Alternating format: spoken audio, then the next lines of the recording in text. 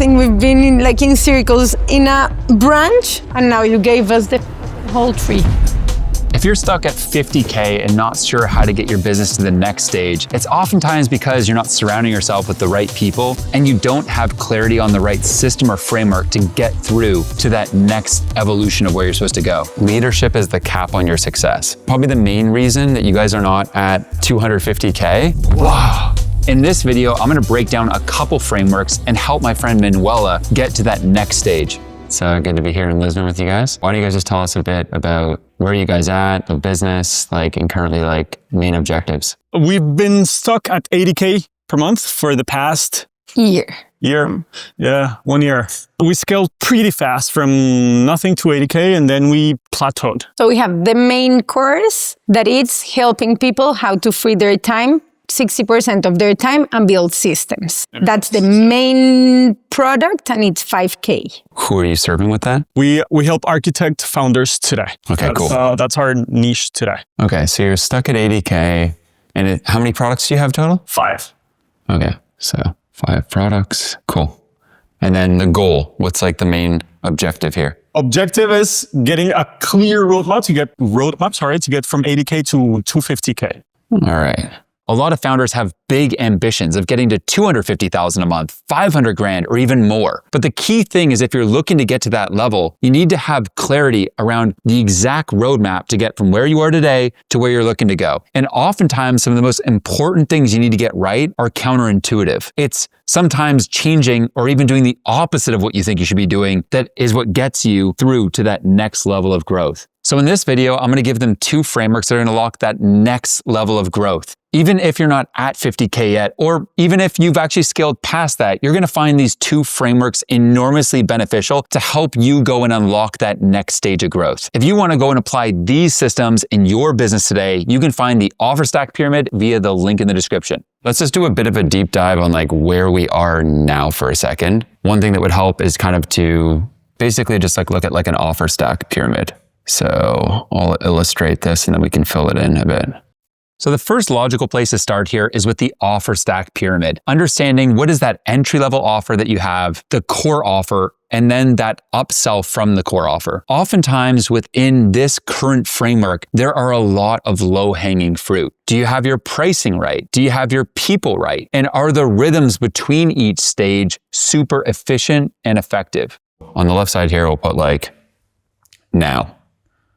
To understand things like the pricing of each of these, we'll get into also the close rate of each of these as well. Our core offer, our entry offer is 5K. You have no $900 stuff? No. Okay, cool. And then we have 2 upsells ish that are 3K each. Okay. And what are those? Finances, to organize the finances of the studio, and client acquisition. Okay, so you have an acquisition sort of upsell. Yeah. Mm-hmm. And it's 40% of the people that buy the core offer would buy one of the 2. One of finance or acquisition. So what is this $5,000 thing? We help them to build systems and free their time. It's 120 days. 4 months, yeah. They have videos, they have CSM, they have 5 calls one-on-one. Accountability partners, and they have one-on-ones with them. And chat between us and them. And the group calls. And then what happens after 4 months? 40% of them would buy finance or acquisition, one of those. And the other 60 are free in our community, enjoying the content they paid for. Yeah. The content, they keep watching the content. They still have access to the community, to the challenges, to everything we do. So we've got this 5K sort of entry/core, and then we got this 20K inner circle. Mm-hmm. You're converting 20% of people from your audience to the 5K thing. And then in the 5K, you have 100 people in there, converting roughly 2% of them back in napkin to the 20K, but it is new. And the business is currently doing 80K. So the percentage is you're basically 95% of your business is this right now. Yeah. As I went and uncovered this for Nacho and Manuela, it was very obvious that there were some key pieces missing. In certain areas, it was super chaotic. In other areas, I could only understand why a customer would just be confused as to where they should go. And so When this is successful, it's simple, it's logical. Honestly, it's not chaotic at all. It should be seamless from one person going from an entry-level offer to a core to the inner circle. And so what we're going to go is map out where this has been and then where this needs to go so that this next stage of growth is virtually inevitable. Again, the major thing to do in this, call this the new approach, is the actual structure and delivery of it, right? You have 4 months there. I think we can leave that, but we have to start enforcing that. And so you have 4 months here. I have a new department, enforcing department. It just got to be the actual case. And so you currently have CSMs, right? Yeah. Cool. Your CSMs are essentially in a model like this, right? They're oftentimes the back end setter. So your CSMs, right, are going to be setting folks for what we call back end upsells. You have folks coming to the 5,000, they're being serviced, they're getting systemized, they're, learning the different aspects to free up their time and get more of it back over, say, 2 months, 3 months. The key when you're thinking about upsells, it's not just a success that you're looking for. You're also looking for to upsell people when their energy is highest. Say 2 months and 20 days someone's been in your program. You've gone and saved them a bunch of time and they're flying high and they're starting to ask what goes on after the 4 months here? That CSM is probably going to go and sit down with them, chart out a bit of a roadmap, now then pass that on to a closer and then get them on a call with the closer to then get them closed up into the mastermind at that point. Mm-hmm.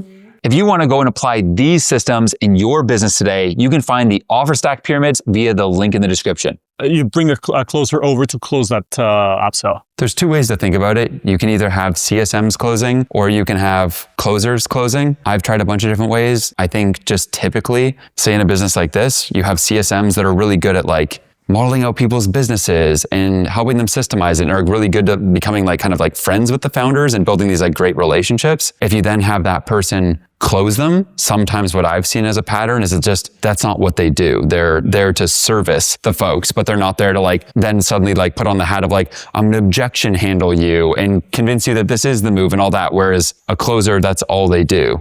Right? They specialize in just getting on calls, doing discovery, pitching people the thing, and then working through the obstacles to then get it across the line. And that's all they do 8 hours a day, 5 days a week, 365 days a year kind of thing. And how do you present that call to your client? What I would do is I would have the CSM, they're monitoring someone's progress, obviously, because they've been assigned certain people that are in it. As you start to approach 3 months, they're aware this person's coming up. We need to make sure that people in the program are being hit from multiple directions and are aware that their time is coming up and that there is this other thing. So a common mistake I see from so many people is that they create this super high ticket offer at the top of the offer stack pyramid. But the issue is that within the actual community they're building, no one even knows that it exists. And what I call that is an awareness problem. How do you solve an awareness problem? Well, you need to integrate the communication around that super high ticket offer into the lower rung of that offer. So in the core offer here, the onboarding, the sales calls, the different pieces of the community and the support they're giving, they need to constantly be mentioning that, hey, there is this higher tier thing that we have. And in there, we go so much deeper. You have so much more proximity to us. And that's where the real heavy hitters are. But the issue here is that for their business currently, there's very little awareness. And so we're going to get into the details of how to go and bridge that gap so that people are going and upselling at a much higher rate. So step 1 is awareness, right? Ideally, when people are even being sold into the core offer, they're aware that it's almost like a holding pattern where we're putting you in this for now because you're not quite ready for this thing yet. But over the course of the next 4 months, we're going to get you more of your time back, free it up, and then get you ready for our real thing, which is the inner circle. And that sort of thing is being massaged constantly while they're in this core offer. So even on the weekly group sessions you do, you're kind of maybe sharing a success story that someone had in Inner Circle. So people are constantly damn, I can't wait to get access to that or get the invite to that. And it's just this natural, obvious progression that someone's in when they're inside of this community. To answer your question now directly, how do you position it? Well, the way I would consider it, because you say you do a lot of roadmaps helping these architects get more of their time back. The CSM could go and understand, okay, what's your current objectives? What are your current challenges? Have a good discussion and make sure like that person's kind of like fired up on basically like a setting call. But what it is just a really good vibe call. Yeah. Okay.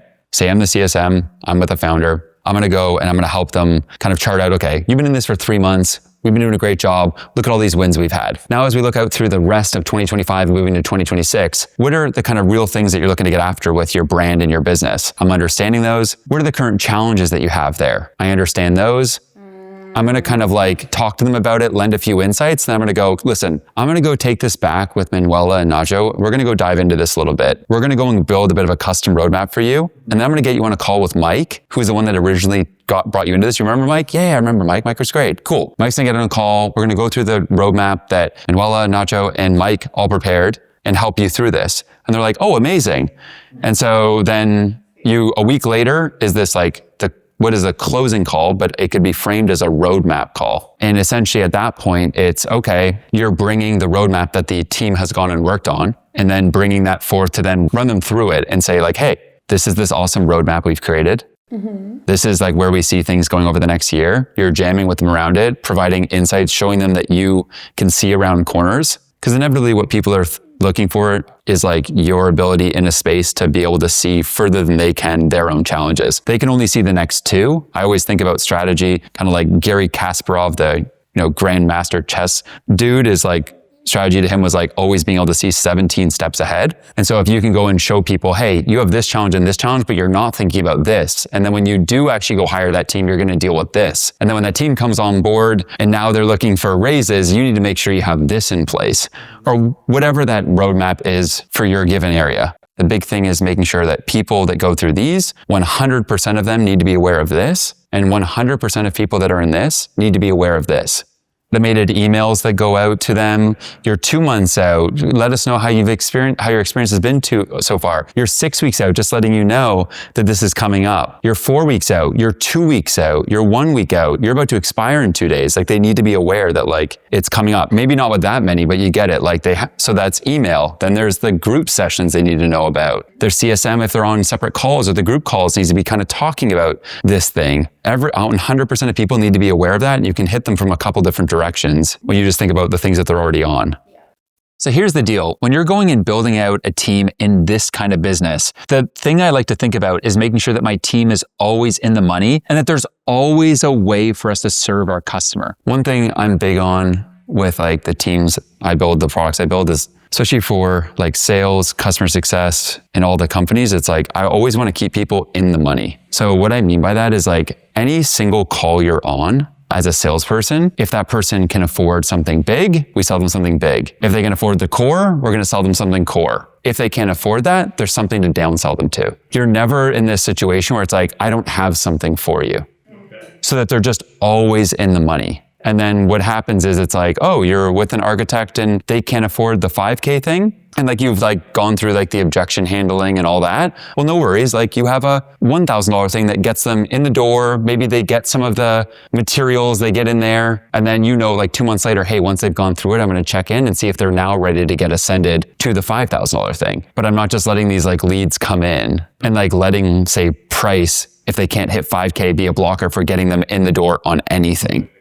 Truth is that when you've solved a customer's problem and you've given them finally a solution to that thing, oftentimes that next stage of growth for your customer has new problems. Because as we all know, the journey of building a business is basically just a journey of problems. So as an example, if you help someone go and hire an amazing chief of staff, well, their next problem is, how do I onboard this person? And that sort of rhythm just keeps on going. And your job as a business owner is to see around corners for your customer and to have that leadership where you can already see where they're going to be going, the problems they're going to be experiencing, and then have offers created around those next stages. What I'm seeing here is these two upsells are not working like upsells. They're like add-ons to a product. You didn't see them as products at first. There's clearly an issue there. But the other thing is the core offer is so thorough that we're not leaving anything else to, for example, like the inner circle. The only difference is going to be like the contact with us. We were focusing on that as being like the main commodity we were trading, our like time with them. Seeing this, I think, we're focusing it like, or thinking about it the wrong way. But my question is, should we start taking things away from the core offer into the inner circle so that the core offer is not as strong and the strong offer is the inner circle? Am I getting that right? I'll be real, without knowing all of the details there, it's hard to answer that as like honestly, and I think it deserves a level of detail. So with these offers, right, there's a few things to play with, right? There's the education piece, there's the CSM, there's the proximity to you, and there's things like experiences or events. As an example, like typically in something like this, you would limit in the core offer the proximity to you guys. Is there currently a lot of proximity to you? No. That's good. So part of it is like really position this like you no longer just have like a CSM, like you're getting access to like the real people, right? So in this as an example, if I was doing this, it'd maybe be like, you don't get any access to me. Like you have to first get into this pool and like get your stuff systemized. And then when it's at a good state, then you get access to Matt to help you with higher level stuff. And you kind of position it like that. Hence also why having like your own founder-led brands like you're doing is so valuable. Because then it's like people really want access to you. It's like, cool, you got to just get some of this stuff done initially. And then you get access to us to help you.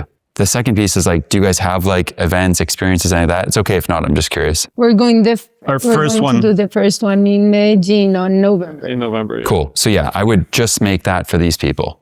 That's how I would think about it. And I would start to use the event to start attracting people to pull the trigger on this. So if you only have like 2 people in the event, that's fine. Like you don't need to just open it up as an add-on to these people. That's a reason for these people to join this thing. And don't have it as a separate 2K sell. Have it as like, that is part of the deliverables of this. And so we're going to use that like, hey, by the way, the event's coming up. You get all this in here. The event's on, October 15th, you don't want to miss it. Let's use that to like be a forcing function to get people into this versus again, a separate thing where you're basically getting people into here and you're kind of paralyzing them with too many offers versus just, hey, the only direction for you is this way.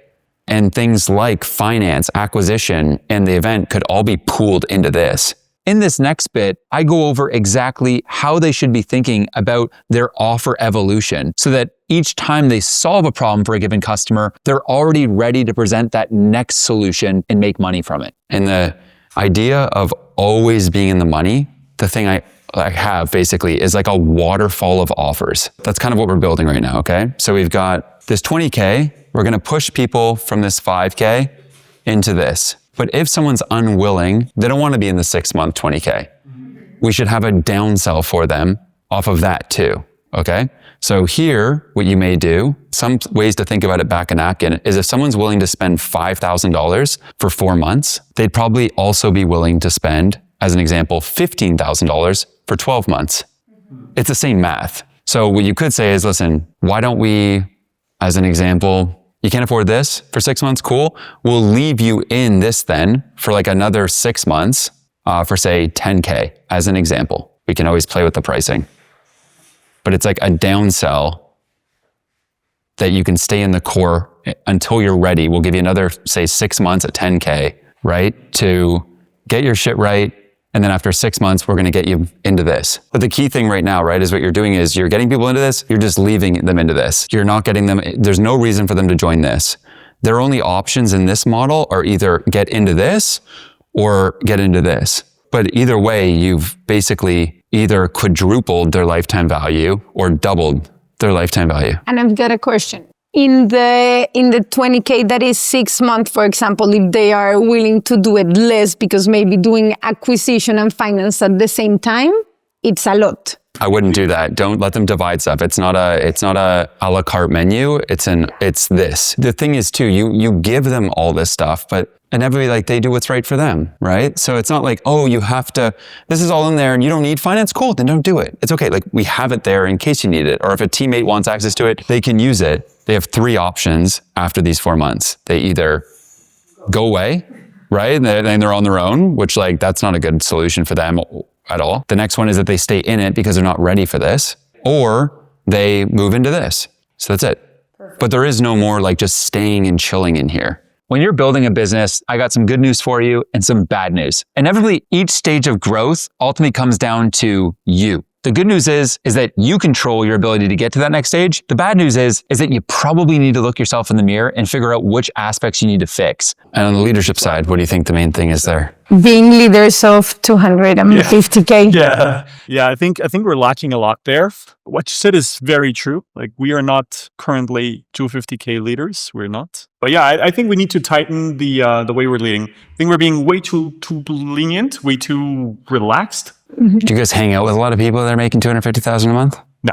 That's a good one as well. Yeah. I think that's a big thing too. Like on a personal level, like you guys need to have more friends that are like making that level of money a month, because you'll just learn from osmosis through like 1,000 little micro interactions. What they do in their spare time, how they approach things, how they build a team, how they live their lifestyle, who they fired, who they hired. There's like a lot of just like little things, right, that you pick up on if you're just around these people more often. And then you don't need to try so hard about becoming this $250,000 a month leader. You kind of just become it pretty quick because you're just around people all the time. So that'd be one thing, is I would look at your circle. I mean, the second thing, just to help you guys out, is like, I do think it's like, just keep it simple. You need to get the close rate from 20% to 30% of the core thing. Like, that is like a leadership thing. And you need to get your close rate of your upsell from 2% to 20% plus. And like, everyone needs to focus on that.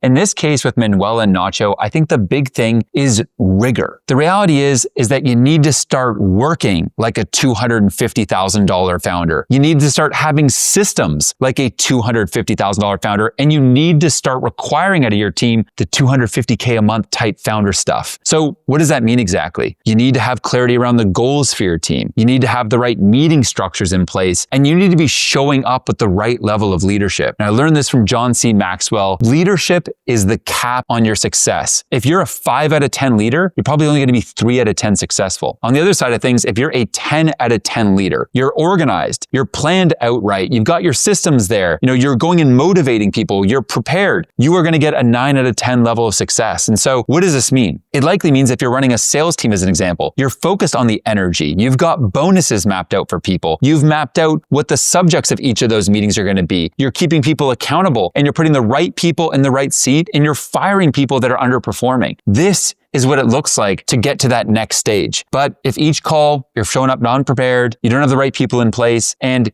the energy, the vibe is not there on your sales team, well, yeah, that's exactly why you're stuck. And so what I go and outline is the mentality needed to be that next level leader. Let's get into it. And the main thing for you as a sales manager, we talked about energy, but the other thing is like, you got to be fucking prepared. This is not some like game of like winging it and winning. If you're doing this really right, I almost think of it like you're building a curriculum for a sales team, right? So like, you could map out, and you can use like ChatGPT for this as well. You could upload your entire offer and all this stuff in your business model and go map out. I have 3 meetings a week with my sales team. I want you to go map out across like these different categories. What are we going to cover every single meeting for the next 4 months? And you don't necessarily need to like follow that like a Bible, but at least you have a curriculum you can default to unless you have better ideas. But the point is, you're never not prepared. And what happens too is, while entrepreneurs, we don't necessarily need structure. We're good on the fly. The team needs structure. And this team on a sales side especially, they'll respect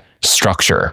This is where we're going. This is what we're doing. This is the offer. This is what we're doing today. This is the thing. It's like, okay, shit, things start to get tight and disciplined, versus it feeling kind of like, oh, I didn't make that offer because of this. And oh, I didn't know if they were right. No, none of that, right? The tighter you are on the leadership side, I always say to you guys, like, leadership is the cap on your success. So yeah, probably the main reason that you guys are not at 250K is that you're not $250,000 leaders.